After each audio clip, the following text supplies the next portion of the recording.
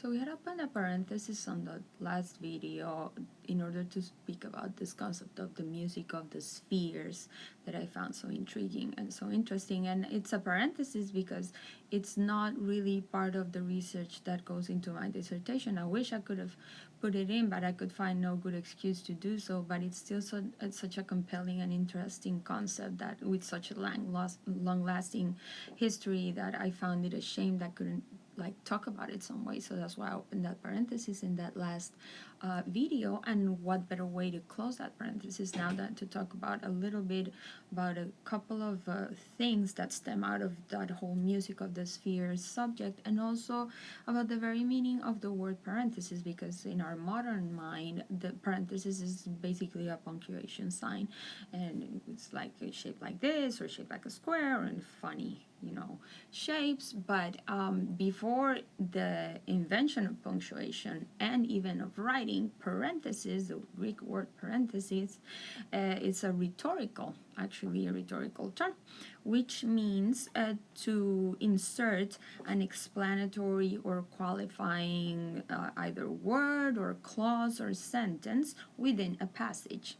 And obviously what you insert is not really strictly related to the passage, and that's why you're inserting it like that, and that's why it's called a parenthesis.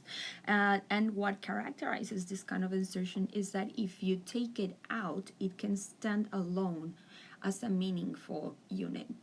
It has independent meaning. It's not a dependent or subordinate clause. It's got an independent existing as a meaningful, either grammatical or meaningful concept or grammatical unit.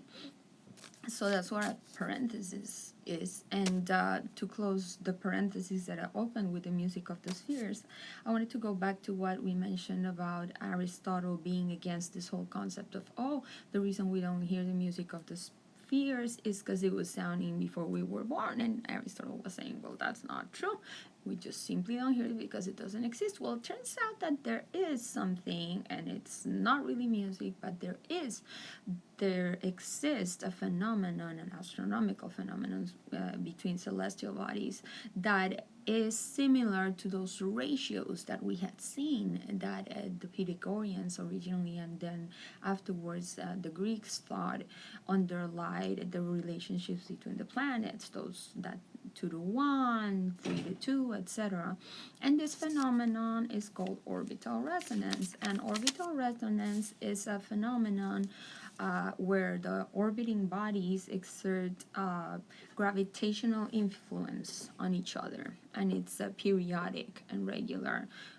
So an example, for example, is because they're in ratios, that their periodic orbits are in ratios to each other. So one very close to us, a neighboring example, is Pluto and Neptune. Every time Pluto orbits twice around the sun, Neptune orbits 3 times around the sun in the same period of time. So periodic and regular. Another very close to us and very famous ratio is the one between the 3 of Jupiter's moons, Io, Europa, and Ganymede, which Io does 1 orbit around Jupiter, while Europe does 2 and Ganymede does 4. So it's a 1 to 2 to 4 ratio. In the case of Pluto and Neptune, it's a 2 to 3 ratio. So there are these ratios, these periodic, regular ratios of gravitational influence between celestial bodies. Now that brings us to a very important and compelling concept that I wanted to present. So it's very useful to close this parenthesis this way, because the issue that I've hinted before in these videos is that what interests me in my research is auditory perception, how we hear, how our ear works, how this information gets to our brain, and how that influences cultural production. And to understand that, we need to understand what the ear is. So the problem with orbital resonance is not really that it was there before we were born and we can hear it. No, the problem is we can't hear it because the way our auditory organ works. And the concept that's key to understand this is the concept of transducer. A transducer is either a system or an organ or a device that can be manufactured too, that turns one form of energy into another. In the case of the ear, our ear transduces or turns acoustic energy in the form of sound waves into first a mechanical energy and then into electrical energy in the form of electrical impulses that are transmitted through our auditory nerve to our brain. So it's not that the orbital resonance was there and we just can't hear it because I was already there. It's because the transducer is not made to process gravitational influences. It's made to process sound waves and turn them into something else. So that's the reason we don't hear it. And going back to this concept of transducer, what's important is the interesting way in which the ear works and how this transduction process works. So we're going to start seeing it in graphical form. So here's like the typical picture that most of us saw at some point during our schooling in science class of the ear, right? And here's the pinna, which is what we usually identify with the ear, and the ear canal, that's the external ear. And then we get to the boundary that separates it from the middle ear, which is the eardrum. We all know about the eardrum. The eardrum is the first stage of transducing. The eardrum gets pushed by the changes in pressure of a sound wave, and it moves. It oscillates according to the changes in pressure. Now, attached to the eardrum on the other side, continuing with our graphic representations, you see the eardrum here, are three tiny bones called ossicles. They're the tinier bones in the whole body, and they're very appropriately named the malleus, incus, and stape. That means the malleus, which looks like a hammer, the incus, that looks like an anvil, and the stapes, that looks like a stirrup.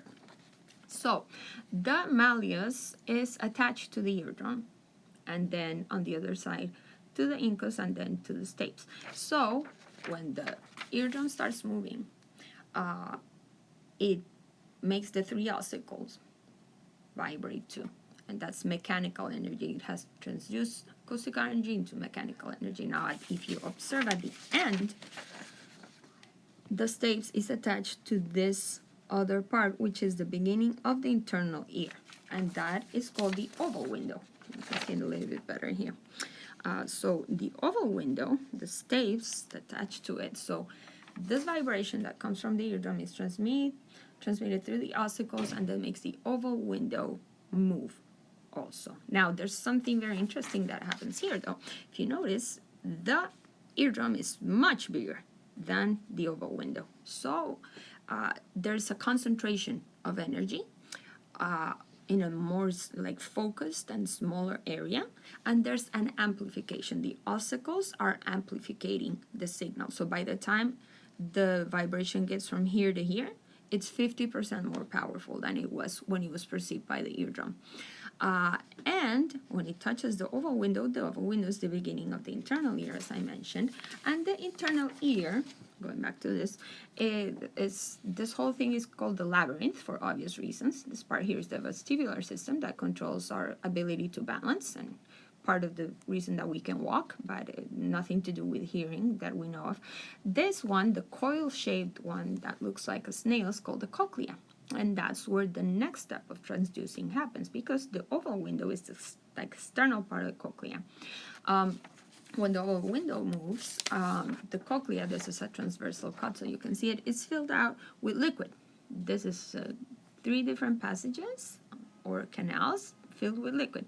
So when the oval window moves, the liquid makes this membranes move. And here is the organochordae, which is where we'll see the transduction into electrical impulses. The tectorial membrane is going to be moving, and these here are hair cells. They are the terminals of neurons, special neurons that are at the end of our auditory nerve.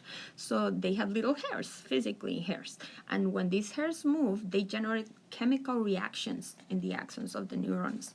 And those chemical reactions are electrical impulses. And those electrical impulses are going to travel all the way from there to our brain.